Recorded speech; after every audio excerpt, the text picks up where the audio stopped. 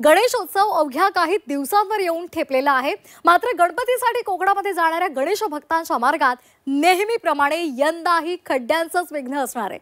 पावसामुळे मुंबई गोवा महामार्ग हा अक्षरशः खड्ड्यामध्ये हरवलेला आहे। या हायवेचं सध्याचं चित्र पाहिल्यानंतर हायवेचं जाऊ दे हो, रस्ता तरी कुठे असा प्रश्न उपस्थित केला जातोय।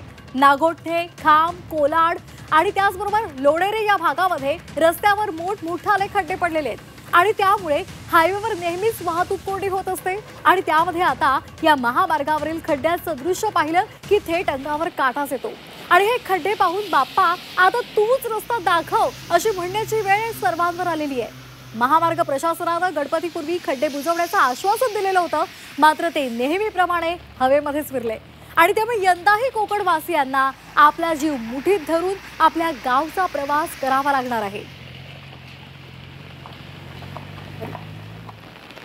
महामार्गावरची ही दृश्य आपण पाहतोय, वरून आपण जी दृश्य पाहतोय सर्वत्र आपल्याला खड्डे दिसतायत आणि त्यामुळे वाहतूक कोंडी तर होतेच आहे, पण गणेशोत्सवासाठी आता जे चाकरमानी आपल्या गावामध्ये जात आहेत त्यांना सुद्धा या खड्ड्यातूनच जावं लागतंय।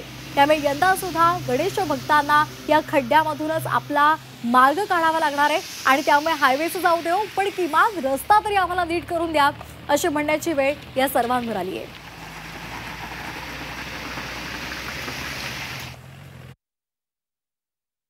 दोन 4-4 फुटाचे खड्डे इथे पडले आहेत। संपूर्ण लोकांनी प्रवास करतात। आता 4 दिवसात चतुर्थी आले, गणपती आला सण आमच्या सिंधुदुर्गातला, कोकणातला सगळ्यात मोठा सण असतो आणि ह्या लोकांना किंवा राजकीय लोकांना काही कोणाला त्याचं काही देणेघेणं नाही। उगाच पैसे मंजूर करून घ्यायची, कामं करायची नाहीत, काही नाही। लोकांना फक्त फसवाफसवी करतात लोक। काय करायचं काय लोकांनी? आता लोकांना जीव जायचं बाकी आहे असं।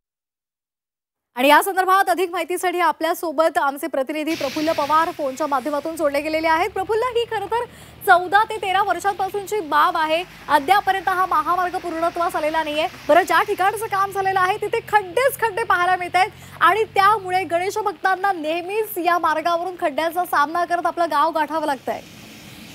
प्रचित, खरंच आपण बघतो गेली 14 वर्ष कोकणी जनता या महामार्गावरील खड्ड्यांचा वनवास बघते। आता आपण जी कोकणी प्रवाशाची प्रतिक्रिया ऐकली त्यावरून कोकणी जनतेचा संताप किती अनावर आहे हे लक्षात येऊ शकतं। 14 वर्ष हा वनवास कोकणी जनता सहन करते आणि आताही पाहिलं तर रस्त्यावर अनेक ठिकाणी खड्डे आहेत। ज्या ठिकाणी कॉन्क्रीटचा रस्ता झालाय तो वगळता अन्य ठिकाणी फक्त रस्त्यावर खड्डेच आहेत।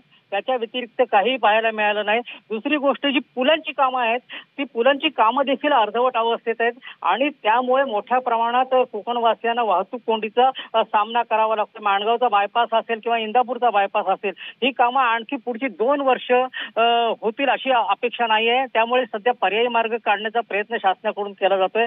मात्र मध्यंतरीच्या काळात सार्वजनिक बांधकाम मंत्री शिवेंद्रराजे भोसले हे देखील इथं येऊन गेले, त्यांनी पाहणी केली। रस्ता खड्डेमुक्त, किमान कोकणवासियांना गणेशोत्सवात जाण्यासाठी रस्ता खड्डेमुक्त करू, सर्व्हिस रोड चांगले करू असं आश्वासन दिलंय। परंतु आता 4च दिवस उरलेत गणपतीला आणि पाऊस सुद्धा अजून मधून कोसळतो आहे।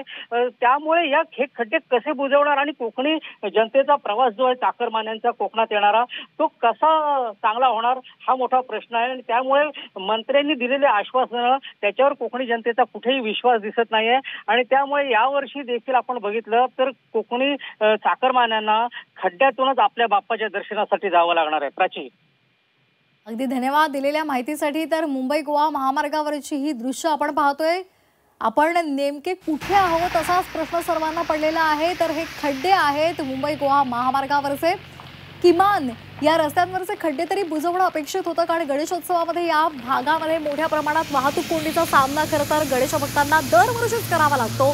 मोठ्या प्रमाणात खड्डे आहेत त्यामुळे अपघाताच्या घटना सुद्धा वाढतात।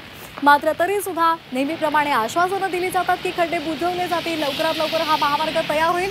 मात्र ती आश्वासनं आत्ता तरी पूर्ण झालेली नाहीयेत आणि त्यामुळे यंदा सुद्धा गणेश भक्तांना याच खड्ड्यातून प्रवास करावा लागत आहे। त्यामुळे बाप्पा आता तूच आम्हाला वाट दाखव असं साकडं गणेश भक्त बाप्पा चरणी घालतात।